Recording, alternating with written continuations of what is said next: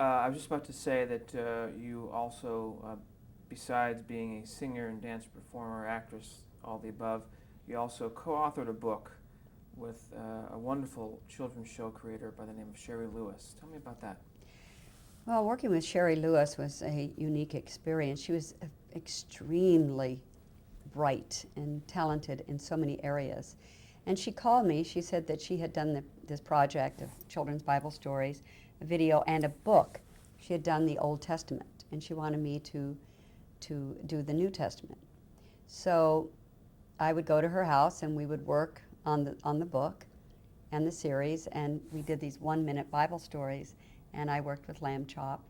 And it was a wonderful experience. Uh, she was just unique. She stood apart, I think, because she was so intelligent and so inventive. And I think it's a great loss that Sherry isn't with us, because she created so many wonderful shows for children that adults could also enjoy, but did it before really anyone else was doing it. Yep. There are so many shows that you've appeared on, but I just want to hit a couple. Ellen. I loved being on Ellen. Ellen is wonderful. She's a wonderful actress, very quick, can improvise. She just makes me laugh. This is And Ellen DeGeneres, by the way. Ellen DeGeneres. And when I did the show, it was just before she had decided to come out. And it was very interesting. The character that I played was a very powerful lady in the town. Um, and it turned out to be a very funny episode. But you kind of didn't know if I was gay or I was straight. And really, one of the funniest scenes, because I was very well dressed and beautiful jewelry, was one scene where Ellen came out dressed exactly as I was. And of course, it was so against her type. It was very, very funny. And I don't know, one of the scenes, I was supposed to be this oversexed kind of power-driven lady. And we were talking about sex or something. And for some reason, I flashed on Anthony Hopkins in Silence of the Lambs when he talked about Chianti and fava beans. And I did that in the scene. Well, she was so taken aback. And it was just one of those moments that happened. It came to me. And she said, that was so funny. And she kind of picked up on it right away. But we had a lot of fun. When I did the show, she was very stressed because she hadn't made her decision yet. And we talked about it. I said, you make the decision based upon your life, your entire life, and not, on this moment. But I know she struggled with that decision. It was very tough for her. But I think she's extremely talented. And again, she's unique. There's nobody quite like Ellen DeGeneres. There's also no one else like Rosie O'Donnell, and you appeared on her show. Tell me about that. Well, Rosie O'Donnell is, my goodness, she's become such a huge star. Very powerful.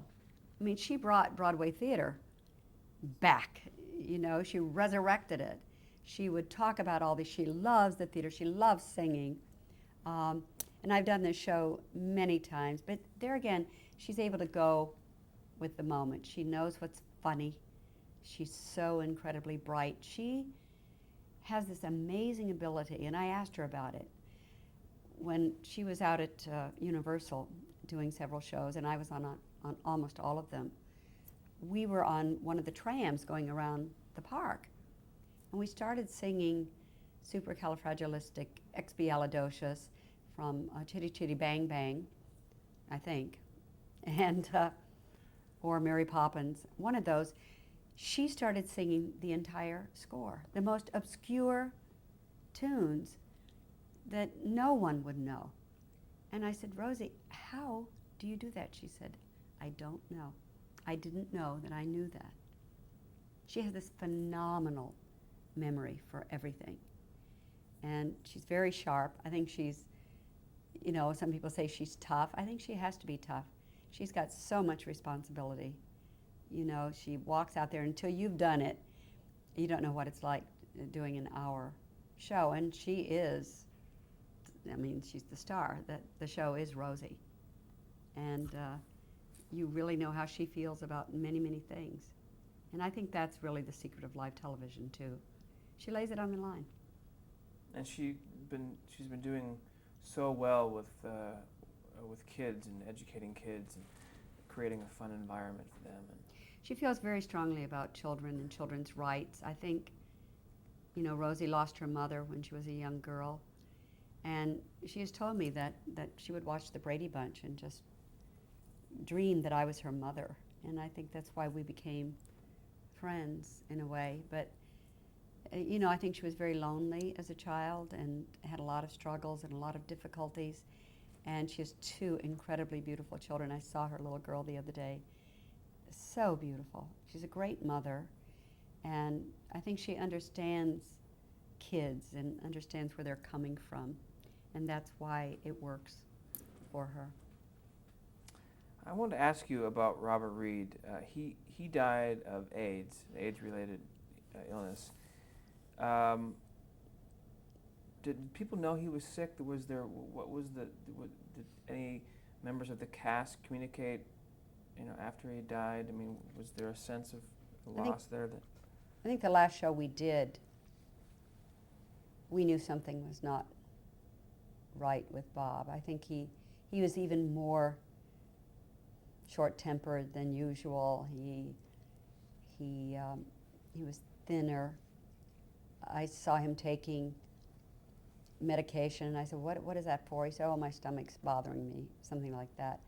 But I think he was ill then. Of course, shortly after that, he did tell me that he was ill, and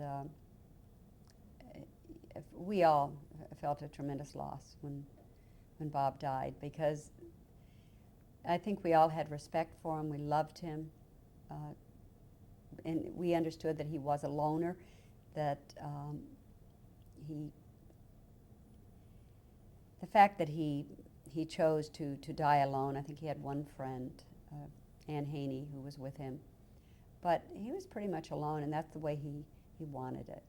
But he did ask me to tell all the kids that he wasn't going to make it, and that was an incredibly difficult thing for me to do.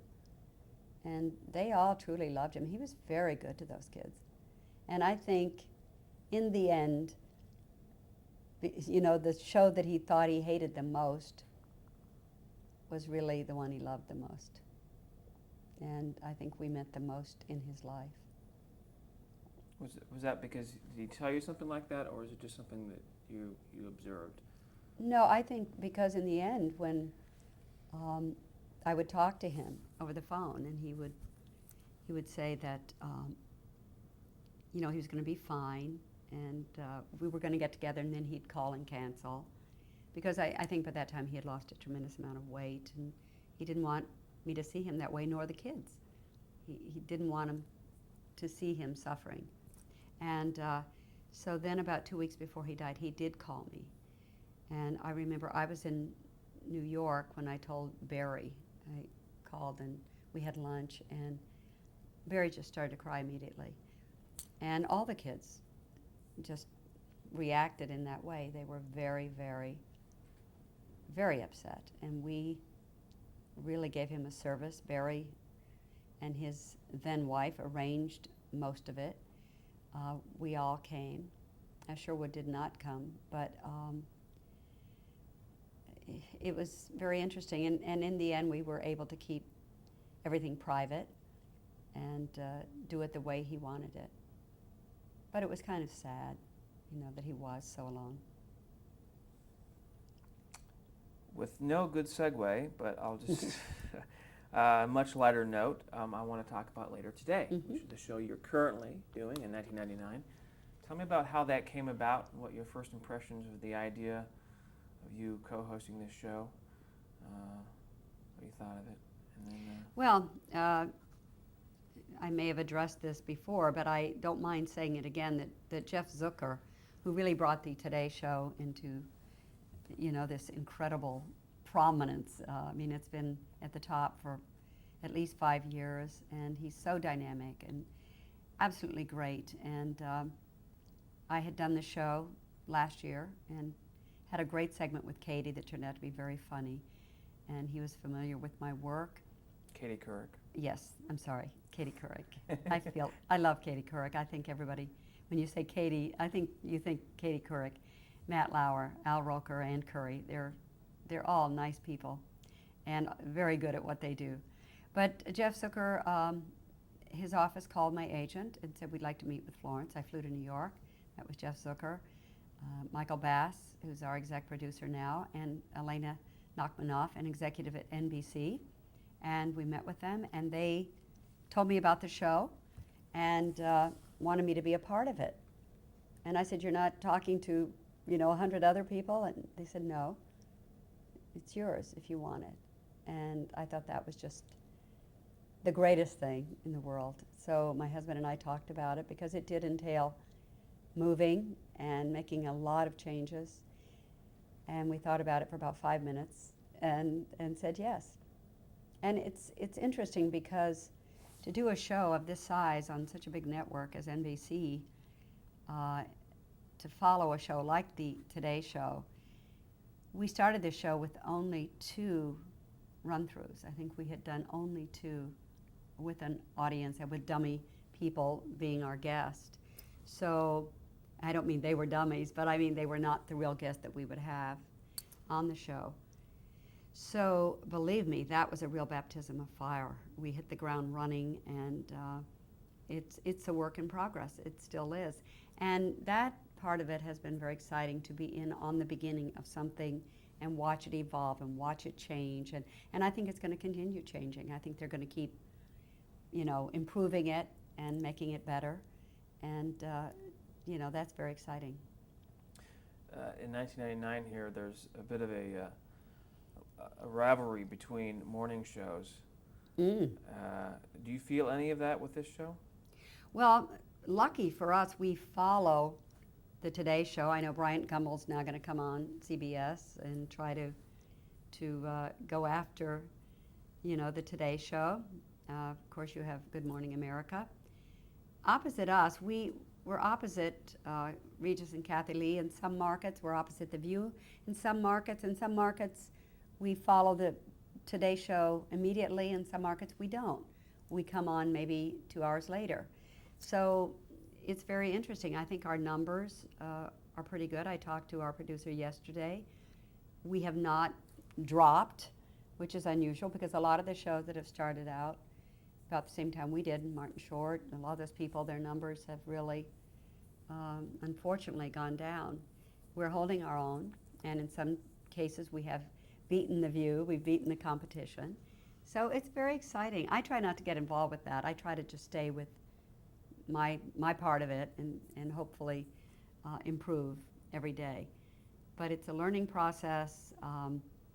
It's, again, flying by the seat of your pants a lot of the times, because if there's a breaking story or whatever, everything will change at the last minute. We are trying something new, again, the cutting edge, where we are incorporating news into a show that is information and entertainment. So it hasn't really been done before, I don't think. My final question for you is just the kind of the grand scheme of your career. What would you like to be remembered for, do you think? I think probably as someone who survived for a long time in a very tough business and hopefully managed to retain a sense of humanity. That I think that's how I'd like to be remembered. Fantastic. Thank you. Thank you again. Thank you. I enjoyed it.